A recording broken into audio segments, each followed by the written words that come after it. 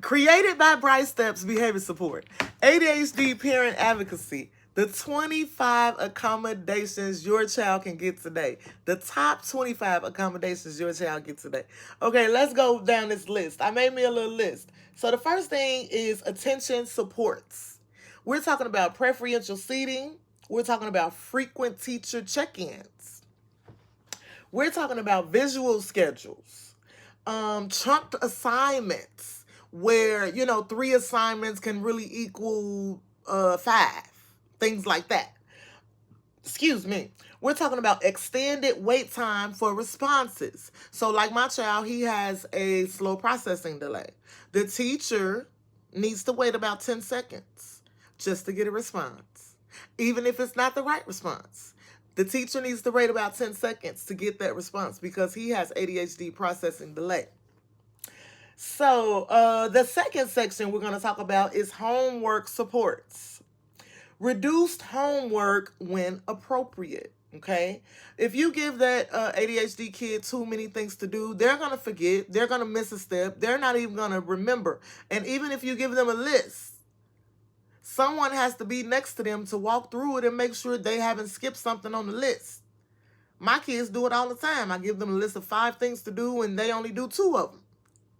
You know what I'm talking about. You know what I'm talking about.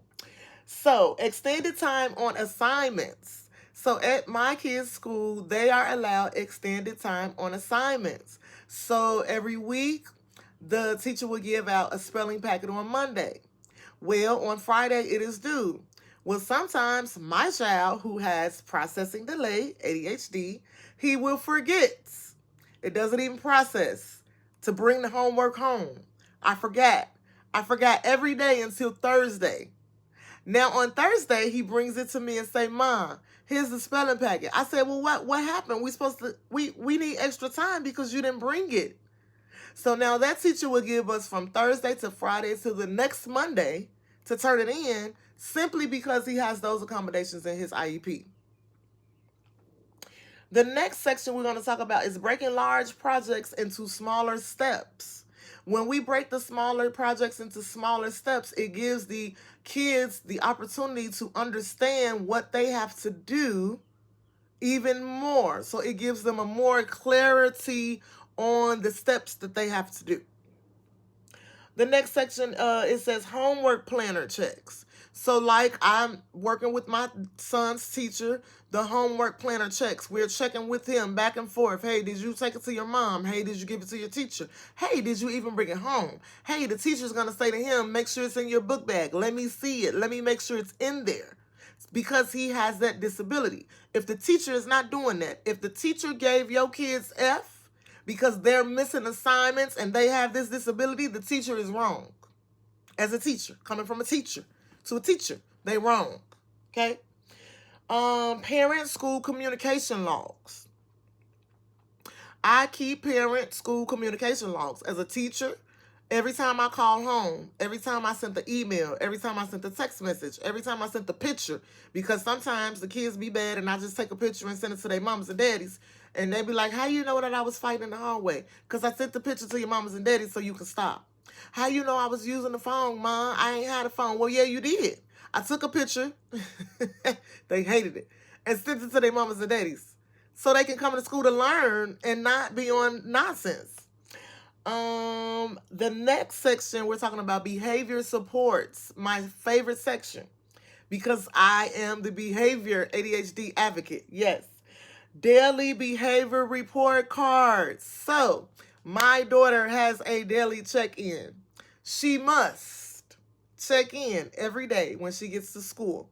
She must go to the principal's office. Not the principal's office, I'm sorry. The main office. She goes to the main office and the principal meets her in the office, because we don't want to make her feel like she's in trouble or anything. So the principal meets her in the office, in the main office, and then she gives her a check-in.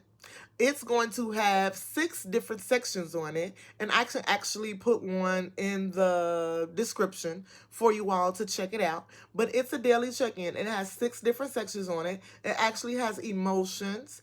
It has a section for each teacher to sign signatures or they can actually circle an actual rating about how she's been doing today.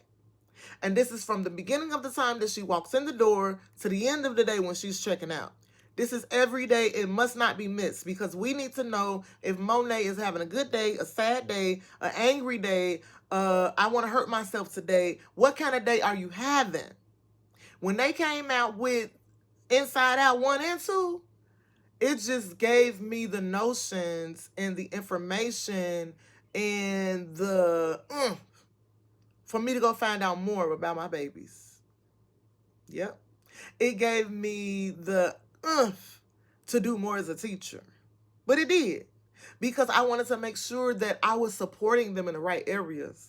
Because sometimes the kid doesn't really understand what you're saying, and you may have to use a different language for them to understand. So, the next section, I don't want to ramble.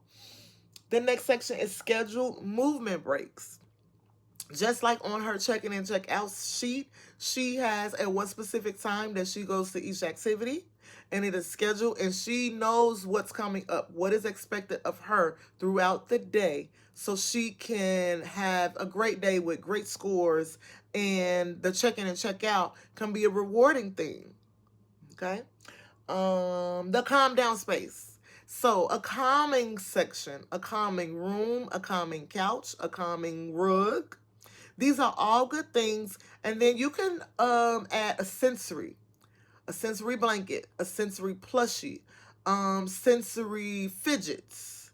They have different things online. If you go to the documentation.com, there are different things that are linked with the accommodations. So once you pick your accommodations, you are able to link tools, which is fidgets, which is sensory blankets or heavy weighted blankets, different things that we use for calming mechanisms to help the child calm down.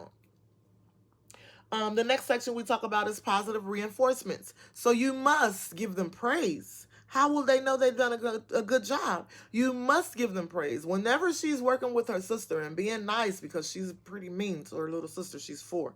Whenever she's being nice, whenever she's being a great big sister, I give her that notion. I give her that praise. I let her know that this is so big, Monet, you did it. Oh, I'm so proud of you. I'm so proud of you. She may not get a reward every time, but me praising her is a reward, and she feels it, even if I'm giving her that big squeeze of a hug. The last one in behavior support says check in and check out support. I just talked about that.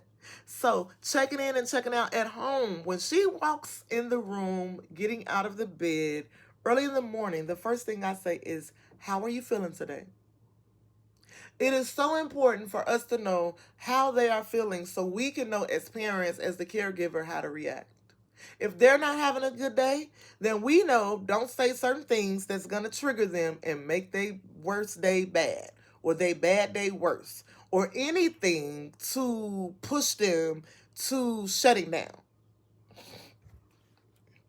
So the next section we're talking about is emotional regulation supports. We're talking about counseling services. We're talking about social skill instructions. We're talking about self-regulation breaks where she's able to say, Mom, they are pissing me off and I just need a break. I'm just trying to calm down. I want to just step out the room. Sometimes we have a little balcony, and sometimes she steps out there for fresh air all the time because her sister or her brother is getting on her nerves. She is the one in the household that have to have a calming space. Sometimes she gets angry where she's banging her head. Sometimes she's hitting on them. Sometimes she's kicking, she's biting, she's pushing. And she has to have that calming space.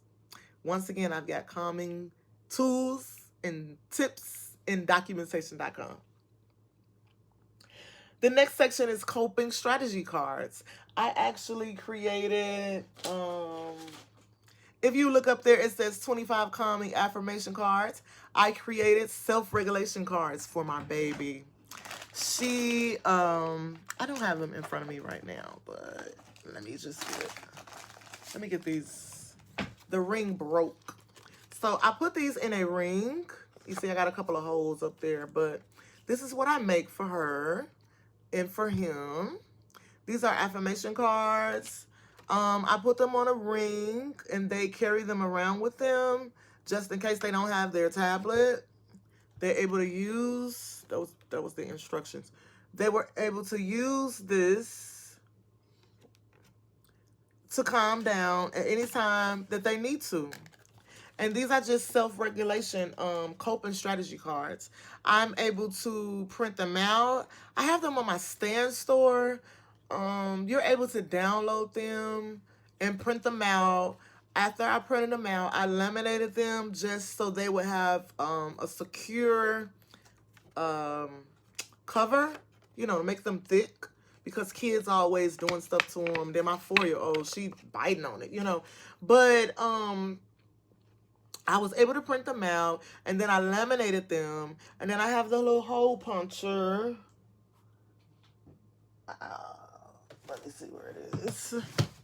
I have the hole puncher where I'll just punch it in there and put a ring on it. I got the rings from Dollar Tree. Yeah, I got the laminator from Amazon. And I guess I can create like a link for those things that you can get, like the laminator and the laminating paper, the rings, and then the actual common cards are on my Stand store. So you don't have to print them out. You can actually just download them. And if your kid is a tablet kid, then once you download them, they'll be there forever. And they get to use them whenever they need to calm. Just say, hey, go to your common cards. They go right to Canva, where I make them, and they can pull them right up and save them. And my baby, she says them one time. Only when she's really, really, really pissed off, she has to say them more than twice. But when I've been working with her lately, she says them one time, and she says, Mom, I'm calm. And then I say, do you need to read them again? And she says, no, I'm okay. And I said, well, that's good. That lets me know that I'm moving in the right direction to help her. I'm moving in the right direction as a parent who wants to advocate and a teacher who wants to advocate for our kids. If the people who see something don't say something, then how would they know they need help? How would the parent know that their kid needs help and they're struggling in a classroom and this is not the classroom for them? How do they know if I don't say something? They don't. They don't. So the last thing it says is emotional check-ins. So the emotional check-ins is when I am asking her in the morning, how are you feeling? When I'm asking her if I see a change, a facial expression, body language. She, that's a famous one. When they start making those noises, making them noise, you know something wrong. Like, wait a minute, what is going on, right? So I stopped to ask her and give her an emotional check-in to see exactly what is going on, exactly why she is upset, what caused it, and what triggered it, and what can I do to make it better. And the first thing we go to are the comment cards. Okay. And then the second thing we do is we call Jesus, but that's your religion. I'll let you keep that. But we call on the name of Jesus around here. When we real upset, we just call Jesus, Jesus, Jesus. And he just fixes it. Fix it, Jesus, fix it. And he fixes it. So when you're in trouble, get your comment cards, right? Get your documentation.com and call on the name of Jesus. Jesus, Jesus, Jesus. Honey, we was in a situation the other night where we had to incur racism, dealing with police officers, and my children are traumatized. So when I tell you the name of Jesus work, when you call on the name of Jesus, everything that's against you will fall. And thanks for watching.